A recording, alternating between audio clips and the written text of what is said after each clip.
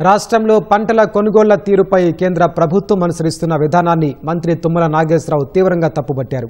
Season ఆరంభంలో పంటలకు మద్దతు ధర ఆర్భాటంగా ప్రకటించే కేంద్రం అమలును మాత్రం పట్టించుకోవడం లేదన్నారు. కిసాన్ కపాస్ యాప్ తేమ శాతం, ఎకరానికి 7 క్వింటాళ్ల పరిమితి, జిన్నింగ్ మిల్లుల విభజన ఇలా రకరకాల కోర్రీలతో కేంద్రం పత్తి రైతులను ఇబ్బందులకు గురి చేస్తోందని ఒక ప్రకటనలో విమర్శించారు. వంతా తుపాను ప్రభావంతో తేమ శాతంపై మానవతా దృక్పథంతో వ్యవహరించాలని అనేకసార్లు విజ్ఞప్తి చేసినా కనీస స్పందన లేదని విమర్శించారు.